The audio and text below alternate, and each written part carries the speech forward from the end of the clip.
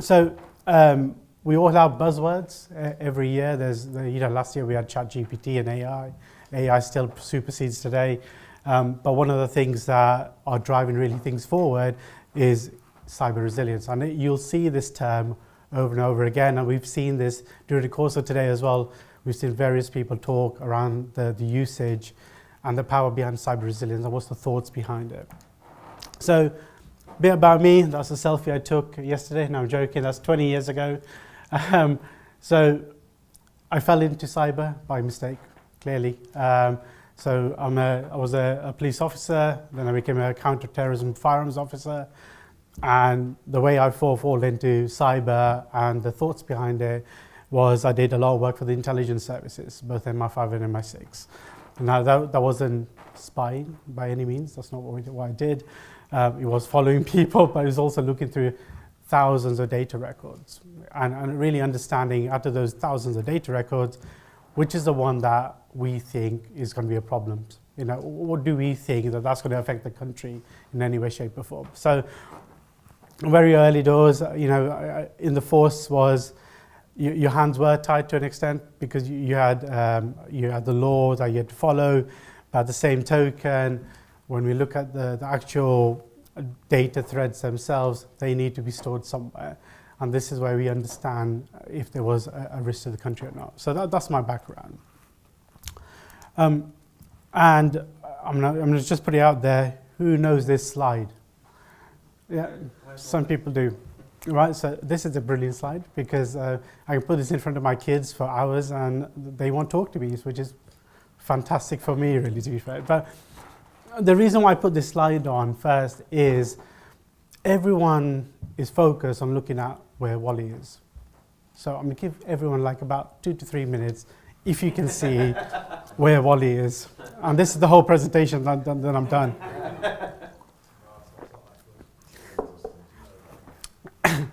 I won't make it too painful, right? So, all right. So all of us are glued to the screen looking for Wally, right? But before we find Wally, I want you to look at this screen properly and see if there's other things that stick out to you. So if you look in the middle, there is a vehicle with a bunch of athletes on the top on a racing car in green with the number 9 next to it, who's running a few people over. There's actually someone there about to get beheaded, which is not great for many people, but it's there. And then you've got people being beaten up in the top corner there as well. But just the same thing, Wally is just there next to the judge. So I put this in on purpose, right? Because all my life I've been trained in looking at situational awareness. So what's around us is more important than what we solely see day in, day out. Okay, and I think from a resilience angle, we've talked about the walls and the moat, the defense in depth, but the defense in depth is more focused on situational awareness. If you think about it, the controls are how do we slow the response of attackers trying to get into the core of our area where the data is stored. So I do this on purpose just to give people an idea that it's not about Wally. I wouldn't call the board Wally. I wouldn't do that, but it's not about Wally. It's about what's around us. So what is cyber resilience? So as it says on the screen there, it goes beyond attack in general and is advancing with increased resilience and readiness to navigate the digital realm. We call it the digital realm because we all know that business continuity was always a part where you think, okay, look, if there was a power cut, how does the business continue, right? So those business continuity ideas still exist, right? But they never have the analogies of what cyber could do to it. So, the recent exercise I did with my board is I'm going to compromise your AD. AD is completely compromised. It's okay, Cam, we'll email everyone.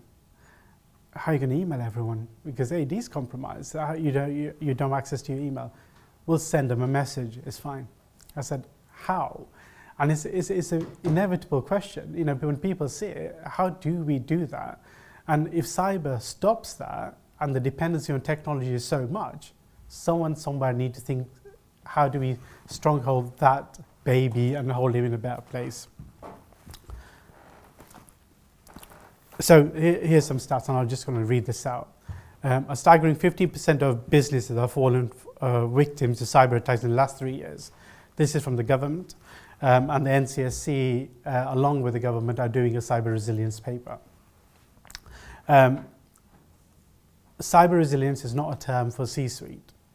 Boards don't understand what we mean by this, right? So they understand business continuity, but they don't understand the intricacies of RPOs and RTOs. You know, how when we say, well, okay, AD is compromised, can't access your applications through typical IAM controls, well, how do I pay my customers? So from a financial services perspective where I am, it's a common question. You can't get to your critical applications to pay people. Well, how do we sustain ourselves? Only 19% of cyber leaders feel confident that their organizations are cyber resilient. If someone asks me, Cam, are you cyber resilient? The simple answer I'm going to say is no. Because I don't know half the assets that make payments work. I don't know half the dependencies on the infrastructure that's needed. So I'm still on that journey myself, and quite immaturely, to be fair, because we are trying to bring the board with us on that same journey with us in that low learning phase. 88% of respondents are concerned about cyber resilience of small and medium enterprises in the ecosystem. When we look about that, we're looking at third parties as well, aren't we? We're not just putting a focus on us as an organization. The smaller the third party, the bigger the risk that person can hold against us. And one of these, the main pivotal point on why cyber resilience is so important this year is because of DORA.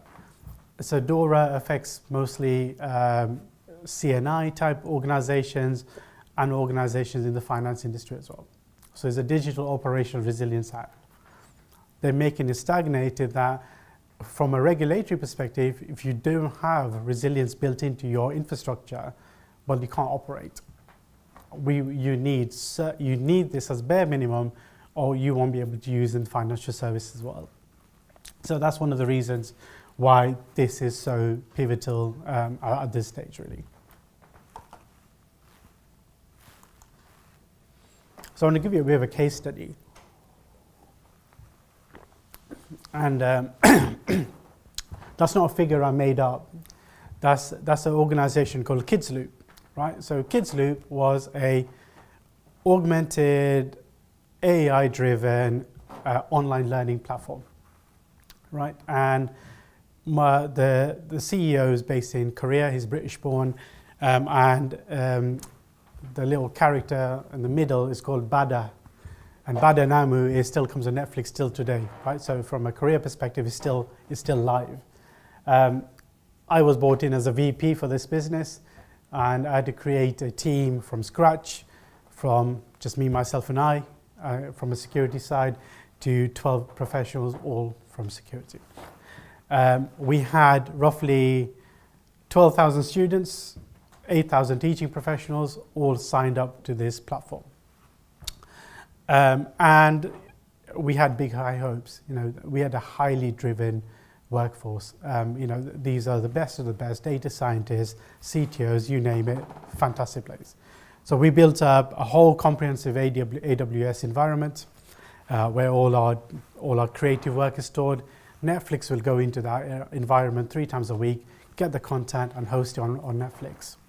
That was the model. But we were also selling to schools as well. Now, Kids Loop didn't do too well as a startup in the UK, but in Korea has been going on successfully for years. It came to a point in a year where the IPO funding cycles weren't successful for the organization, and we didn't get paid, none of us did, for a period of 3 months.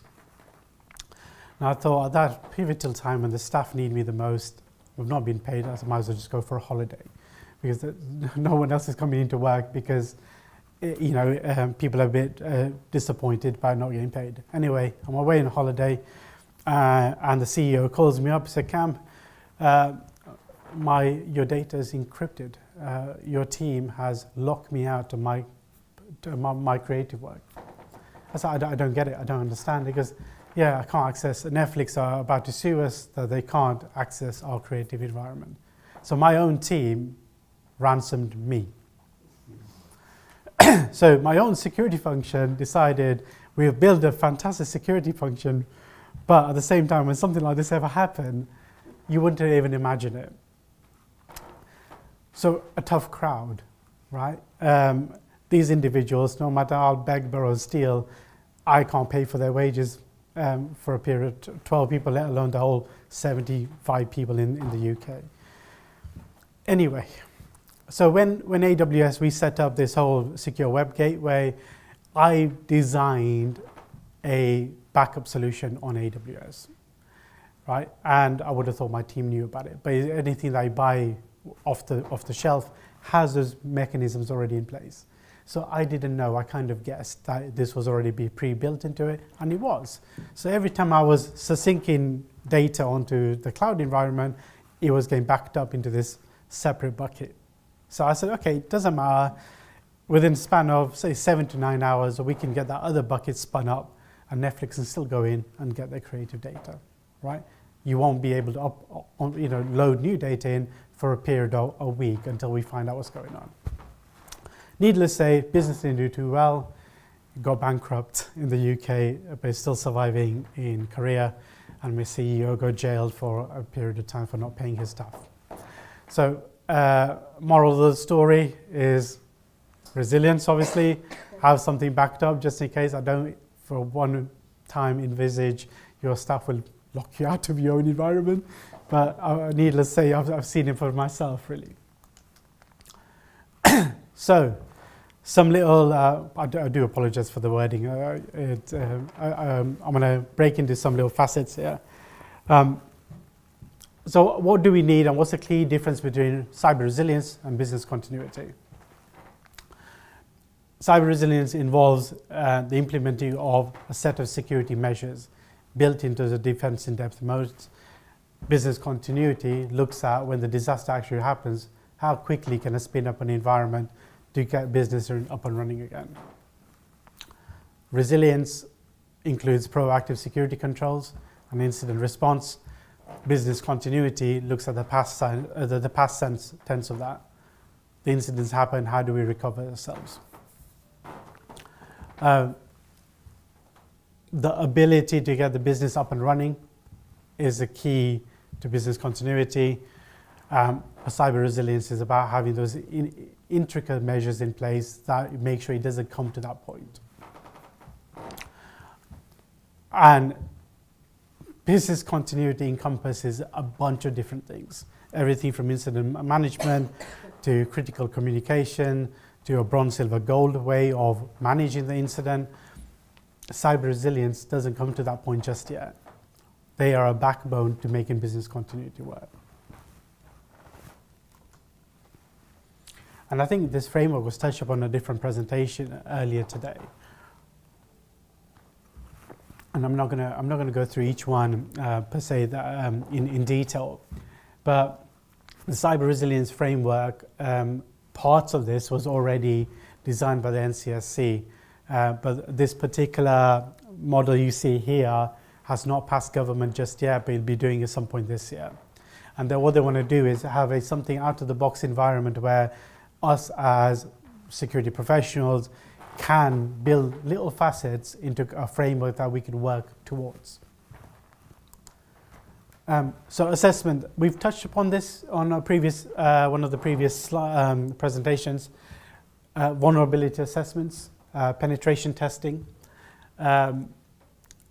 Really understand if we were to do tabletop exercises, what do we learn from that? And if we did learn something from that, how do we embed that into our security culture? So the assessment is a key, fully transparent image of where we are here and now.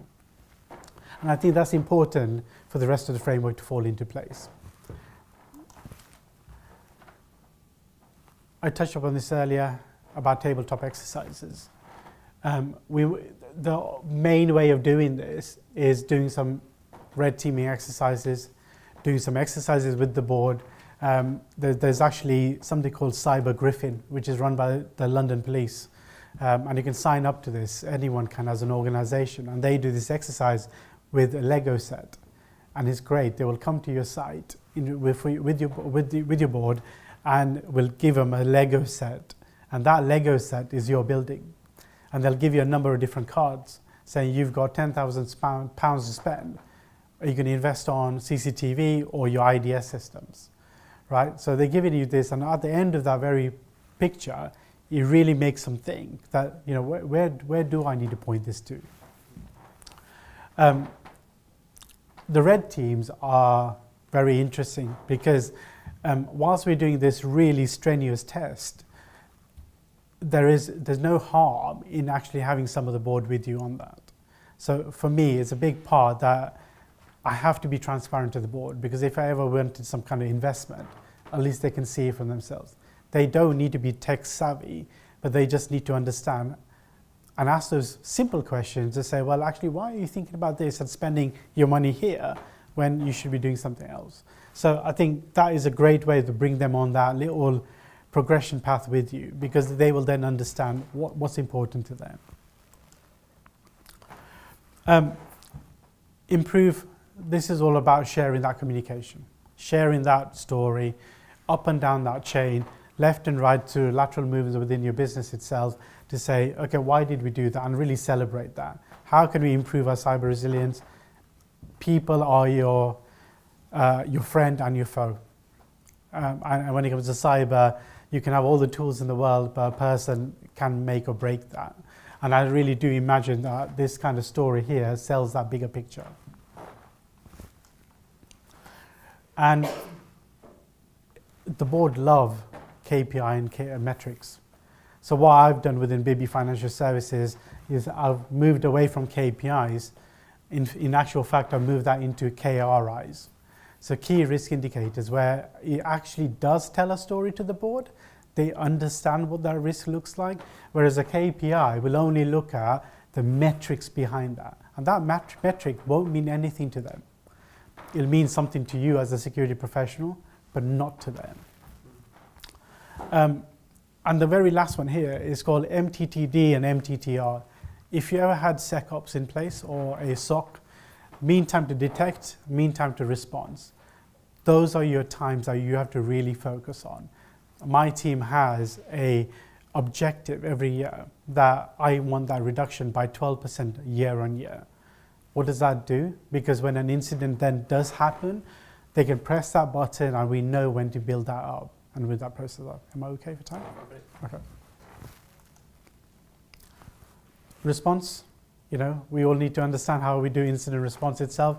If you don't respond to it appropriately and deal with it, you won't see much in terms of what our output looks like. So we need the preparedness plans in place. And more important, awareness. You know, we always say security awareness is your key thing, but I want them to understand more about cyber resilience and what type of part that they can play in that awareness journey. Last slide, I promise. So the gentleman on your right is Sun Tzu. He was a general and a Chinese military strategist. And he actually said, in the midst of chaos, there is also opportunity.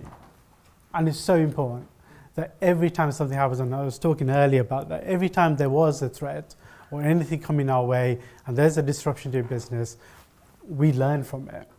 Because we may not really understand what that pinpoint was, but we can do that. So some three things to think about is adapt yourself to threats. We do this anyway, we're aware of it, but communicate that up and down the channel. Not to alarm people, but simply make them aware. Innovation in defense, this MTTR and MTTD, work with SecOps to bring that news to the forefront of the department in the business. So we bring that to risk every week and we tell them how well we do. And the last but not least is continuous improvement.